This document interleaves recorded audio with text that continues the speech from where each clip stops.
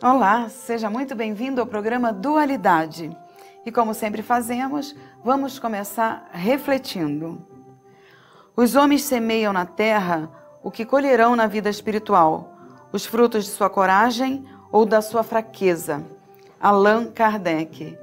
Então isso pede que nós prestemos bastante atenção e nos conscientizemos com as nossas atitudes, com os nossos sentimentos, porque é o que a gente vai colher lá do outro lado, na verdadeira vida e às vezes aqui mesmo, né?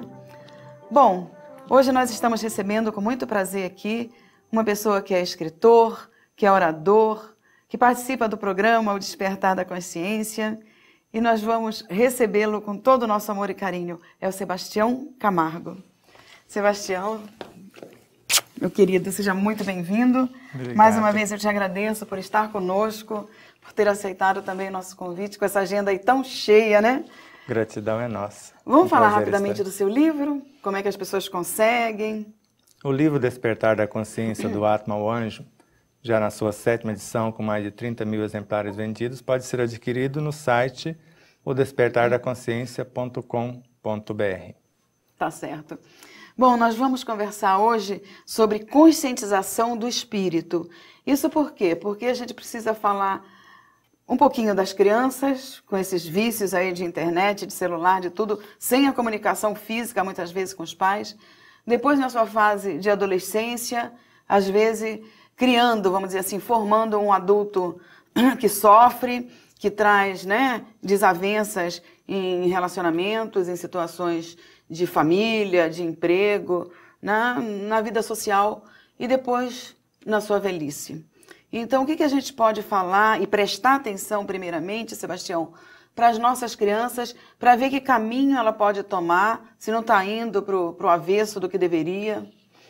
Nós poderíamos criar uma situação que seria o ideal e depois algo para tentar remediar o que já está acontecendo. O ideal é a criatura, pai ou mãe, ou ser humano que se escolhe ou que se capacita, ou a mesma que se apresenta, que não fosse aleatória ou irresponsavelmente ou sem um planejamento. Porque a educação de um filho começa 20 anos antes dele nascer. Ou seja, pela nossa própria educação, pelo nosso comportamento perante a vida. E a partir do desejo inicial de pai e mãe, nós já começamos, como falamos no final do outro programa, a construir os veículos fisiopsíquicos para que esse ser encarnante possa se expressar.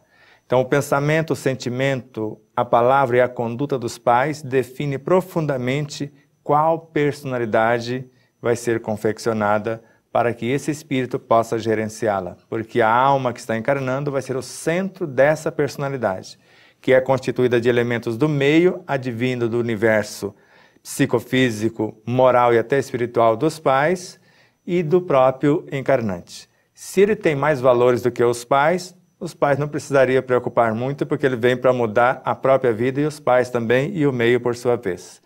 Mas muitos estão ainda bastante comprometidos e precisam de direcionamentos. Às vezes traz um cabedal intelectivo bastante grande, mas valores morais estão muito a desejar. Por isso que os pais precisam pensar primeiro o que é que eles querem colocar no mundo. Mais um filho ou querem com responsabilidade contribuir para a educação de um espírito. E agora não estamos falando de rótulos, porque Kardec não falou de rótulo quando falou que nós vamos colher no plano espiritual ou na vida espiritual o que semearmos aqui. Falou dos homens. O que semearmos aqui, vamos colher na nossa vida por vindoura. Então, de modo que, se já está agora o filho nesse processo vicioso, tanto do celular, que não deveria receber um celular antes de 12, 15 anos de idade, que ele precisa de outros elementos para compor a sua personalidade, não ter acesso a tanta informação, porque o cérebro estressa, não suporta, gerando várias doenças e depois o processo de fuga para as drogas lícitas e ilícitas e às vezes complicando a própria vida, quando não perdendo a própria encarnação. A pessoa que já está, porque hoje em dia a gente vê todas as crianças já viciadas, né, no celular, no computador e etc. A pessoa que já está, que já tem o seu filho muito preso à tecnologia, tem algum jeito de jogar para um outro lado, fazer alguma coisa que ela possa se modificar? Não estamos dizendo que tire toda essa parte tecnológica, porque está aí para a gente usar. Mas a gente está falando do excesso, né? Então vamos colocar de maneiras bastante práticas, bastante simples. Vamos colocar o caso mais drástico, que seria já a dependência química. Porque tudo são vícios. Sim. A tecnologia é apenas mais um. Se a família não curar-se, despindo dos seus vícios menores, tanto físico, psíquicos ou morais, não consegue resgatar o indivíduo que está aprisionado na dependência química, por exemplo. Então, se os pais agora, vou cá para a outra ponta, cá para o celular, o excesso, aqui nessa faceta bem simples de ser resolvida. Qual a conduta dos pais? Como ele se comporta com seus próprios aparelhos celulares? Na hora da refeição, estão ali com seu aparelho, eles têm um respeito, usa realmente o necessário de maneira adequada, porque o filho está copiando o exemplo dos pais. Se eles mudam a conduta, eles vão gravando no psiquismo do filho esta nova proposta de vida. Então, a partir do momento que eles convidam o filho, quando dorme, para repaginar a sua própria vida, para usar menos, estabelecer horários, estabelecer critérios, eles vão ter moralidade suficiente para convencer o filho, porque eles próprios estão repaginando, estão mudando o seu comportamento. Agora, sem um comportamento, sem a mudança prévia de um comportamento através da conduta dos pais e de quem está envolvido no contexto dessa criança, desse adolescente, ele não vai conseguir, porque ele precisa de referências. Não é faça o que eu digo e não faça o que eu faço. Isso não funciona mais. Nós precisamos, então, fazer a reforma em nós para que ela reflita no entorno. No outro. E quando já chegou na parte de ser adulto, e esse adulto realmente está desequilibrado, não consegue, né, ter aquela paz que a gente precisa, pelo menos de vez em quando, e às vezes já, ou a parceira, né, ou o próprio companheiro, não tem mais, vamos dizer assim, como mudar o outro. Sempre há a possibilidade de mudança, mas aquele que pretende auxiliar o outro precisa mudar primeiro, porque a paz do mundo começa em mim. De modo que quem está mais atento, quem está mais predisposto a essa mudança, faça a mudança em si, porque o energismo comportamental do exemplo vai arrastar o contexto. Isso são fatos comprovados dioturnamente. Mas sem mudar a mim, eu não consigo convidar você para essa mudança. Porque eu não vou mudar você à força, eu vou te arrastar pelo meu exemplo. O energismo desse exemplo, dessa mudança com sinceridade, com fidelidade, com honestidade, é que vai tocar as fibras mais íntimas da sua consciência, do seu coração, e te trazer de volta a uma realidade que... É o amor mesmo, né? O amor não, nada funciona sem o amor. Não estamos falando de amor carnal. Estamos falando de amor que Jesus nos ensinou. O amor incondicional. Então, aquele que não cria condições, não cria reservas nenhuma. Ele ama e arrasta o outro através desse amor sem medida, nesse sentido. Sebastião, a gente conversa às vezes com pessoas de 80 anos, 82, 78... e falam assim, não, na idade que eu estou, eu não vou mais mudar, não quero fazer mais nada. Muitas pessoas se podam de muitos afazeres por conta da idade. O que você fala para elas? Eu aproveito para homenagear pelo menos um e, através dele, todos os demais. Dr. Elzio, de Rio Novo, em Minas Gerais, ele comprou o nosso livro, ele já estava com 91 anos. E ele partiu daqui com quase 95, lúcido, como uma criança ávida de novos conhecimentos. Então, o espírito não é velho, o corpo pode ser. Então, manter a mente lúcida, o espírito vívido, e nunca é tarde, no último segundo da encarnação, se aprendermos algo novo, se tomarmos a consciência em relação à realidade nova, nós entramos para a espiritualidade com aquele algo novo, com aquela nova mentalidade e não mais o sofrimento que às vezes estava dilacerante até então. Mesmo porque se a gente for pegar nossa ficha espiritual, a gente vai ver que tem muitas e muitas encarnações. Então achar que se é velho devido a um corpo e por uma idade agora, nesse momento, é completamente insensato, né? Com certeza. A gente precisa buscar a nossa história um pouquinho espiritual e ver como já vivemos. Então, nessa atualidade, Sebastião, a gente vê que começam novas doenças, novos vícios, aparece tanta coisa. Isso aí seria para moralizar? Talvez não precisasse tudo isso. Vamos dar só um exemplo. Por desconhecer o que é nutrir o corpo, a gente come demais e pensa que está se alimentando. Alimenta-se até adequadamente e pensa que está se nutrindo. E quando na realidade não é bem assim. A quantidade de alimento não garante a nutrição do corpo, para começar. É a harmonia, é a gratidão, é a esperança, é a alegria com que estamos recebendo o alimento, seja ele um simples pedacinho de pão ou arroz com feijão. Então é aquela gratidão, a alegria, a esperança, a ternura, a compaixão, os sentimentos nobres que vai transformar essa energia em algo nobre em nosso corpo. E quando não damos um alimento de qualidade ao corpo, que basicamente tudo que comemos transforma-se em glicose, o corpo precisa da glicose para viver.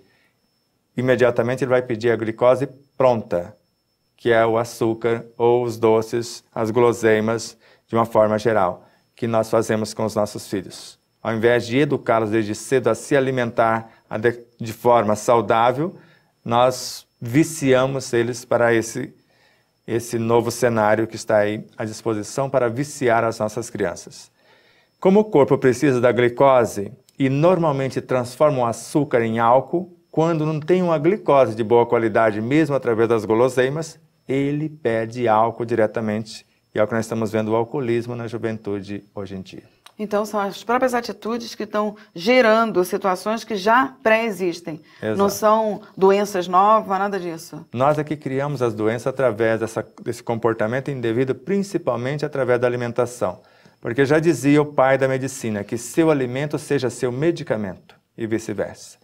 E é por conta da alimentação indevida, do que lemos, do que vemos, do que ouvimos, do que comemos, porque alimento é tudo que chega em nosso cenário, para alimentar o nosso sistema. Então, de forma indevida, gera essas enfermidades. De forma devida, a cura para todas.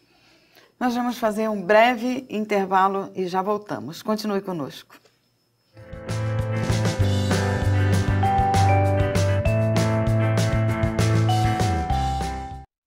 Não sentia nada. De repente, uma dor na barriga. Pronto. Foi detectado um tumor. Desesperada, liguei a rádio lá, não sei como, nem porquê, a rádio estava lá na Boa Nova e estava falando. O meu problema estava ali. Não pode de forma nenhuma a rádio, essa TV, Mundo Maior, terminar. De jeito nenhum. Temos Deus como pai e a doutrina como mãe.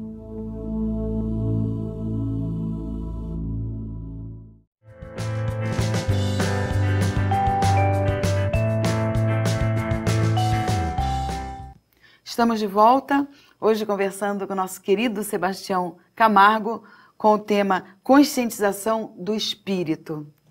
Sebastião, nós falamos, né, dessa etapa aí de criança até adulto, até a velhice aqui, o espírito encarnado. Eu queria que você falasse agora para a gente alguma coisa que vem da espiritualidade para nos fortalecer e que a gente pode captar e usar para nos tornarmos seres humanos melhores.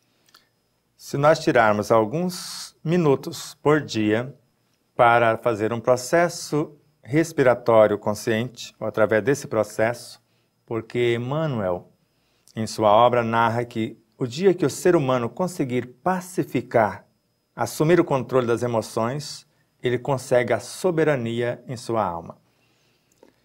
E o mestre Yogananda fala que através da respiração se pacifica as emoções.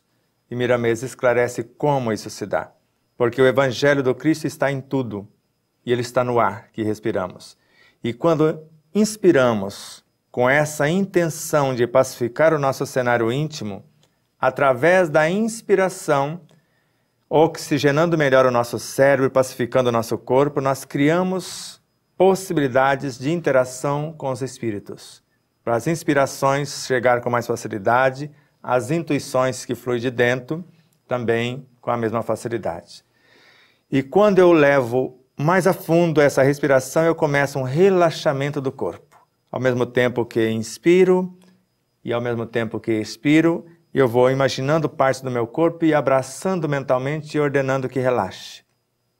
E o corpo vai relaxando e nós costumamos às vezes viajar para outras etapas de nossas vidas, a eclodir situações de outras etapas, num processo de desdobramento consciente ou até de regressão natural. E se aprofundarmos no relaxamento, nós vamos chegar a um estado de concentrar a nossa ação. Aí eu melhoro a minha concentração naquilo que pretendo. Posso expandir a minha própria memória e quando atingimos esse estágio, nós podemos sair do corpo no processo de meditação e agora conversar ou estar à disposição do cosmos, não só para acessar a nossa realidade e saber a que viemos, o que estamos fazendo aqui, mas também para construir um cenário ou desenvolver uma tarefa mais nobre que tanto enobreça o meu universo quanto o entorno onde vivo. Que bom. Se a gente for pesquisar ou ver as informações da Organização Mundial da Saúde, Sebastião, nós vemos que hoje está lá no topo, em porcentagem, o estresse, isso a nível mundial, né? Não estamos falando só de Brasil. O estresse, a frustração e o ódio são os que estão em níveis lá em cima, pela essa informação da OMS. Isso, a gente juntando, né, a população do mundo, petrifica o nosso planeta, né, a energia do nosso planeta. Então, com essa situação, nós estamos bem longe da regeneração, né? Mas podemos mudar isso rapidamente. E você esqueceu de falar um dos estágios também, a depressão. E todos esses cenários que você colocou começam em duas bases fundamentais. A insatisfação consigo mesmo, nesse trabalho desenfreado, eu chego ao estresse, ao ódio, a tudo isso, e a insatisfação com o meio. Eu planejo fazer alguma coisa, não atinjo o meu intento, eu caio num processo de autoculpa, ou entro num processo de autoculpa, de autopunição, aí levando ao estresse, à mágoa, ao ressentimento, ao ódio, e todo esse processo enfermiço que está impregnado na crosta planetária. De modo que, se eu souber o que sou, e tenho certeza que eu fiz o máximo que eu podia naquela atitude, eu não vou me culpar, eu não vou me punir. E se alguém não me agradecer, não reconhecer os meus valores, porque a atitude que eu acabei de realizar foi a melhor, o produto foi legal, mas não veio um aplauso, nem reconhecimento, nem promoção, nem coisa alguma, eu sei que fiz o melhor que eu podia, então eu não vou me agastar com o entorno. O certo seria viver como Joana de Ângeles sugere na obra Atitudes Renovadas. Viver de tal forma que um elogio não me faça avançar mais rápido. Eu já estou no meu limite. Ou uma calúnia não me faça diminuir a marcha. Eu sei quem sou, o que estou fazendo, e não vai ser o azedume do outro que vai azedar o meu espaço. Tá certo. Às vezes a gente precisa ficar numa ligação espiritual, né, como a gente está falando sempre, de amor, de energia positiva, para que a gente não possa, para que a gente não seja sugado por energias do outro e do próprio ambiente e se torne realmente um frustrado, um ansioso, um depressivo, porque hoje em dia é muito estresse, tudo causa estresse, é barulho do ônibus, né, o exagero de pessoas no lugar que você vai público e você vai captando, querendo ou não, essas energias, não vai? Exatamente. E normalmente captando porque nós começamos a julgar os ambientes. A partir do momento que eu saio de casa com uma frequência estabelecida de harmonia, de paz, de equilíbrio, de autoestima, o mundo inteiro pode estar contra mim que não consegue me influenciar. Porque a frequência vibracional de um se liga com o cosmos. Então, se eu pensar na harmonia, na justiça, honestidade, honradez, a sensatez e etc., eu não entro nas frequências dos ambientes. Por exemplo, aqui na TV Mundo Maior, se você sintonizar o SBT, você pega Mundo Maior? Não. São sintonias diferentes. Se eu sintonizar com o amor, com a paz, com o equilíbrio e sair alimentando esses pensamentos na minha vida dioturna, eu vou sintonizar com isso, porque é André Luiz que nos ensina a fazer isso, tanto na obra Mecanismos da Mediunidade quanto em outras. E eu estou sintonizado ou conectado com todos os seres que pensam como eu penso. Se eu estou pensando no bem, que segundo o autor é a lei que governa o cosmos, o bem de todos é o eterno princípio, o bem eterno é a lei suprema. Então, se eu estou pensando no bem, é o antídoto contra todas as coisas que nós falamos, aparentemente são filhas do mal, que é o bem mal compreendido.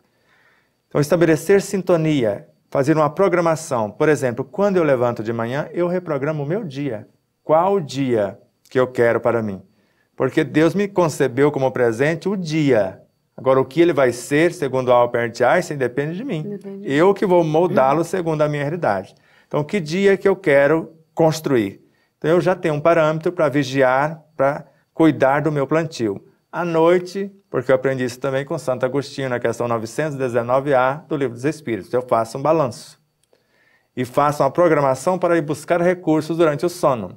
Eu estabeleço uma frequência para onde eu quero ir, com quem eu quero estar e quais os conteúdos trazer.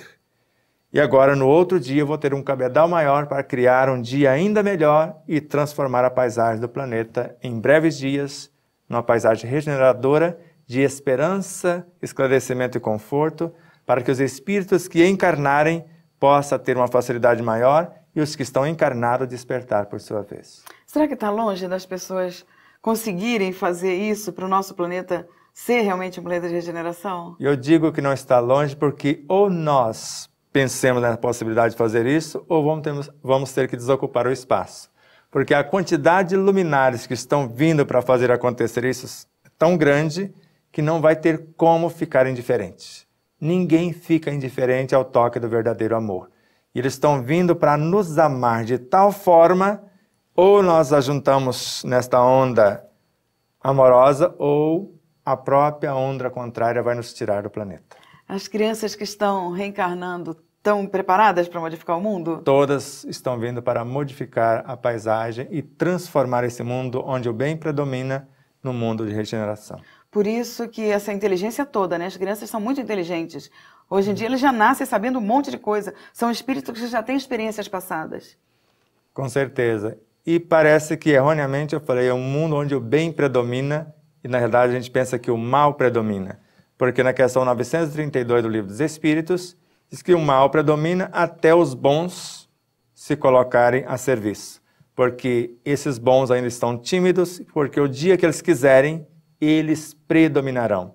E no meu mundo, o bem já está predominando. Espero que esteja em todas as consciências, em todos os corações. Certo.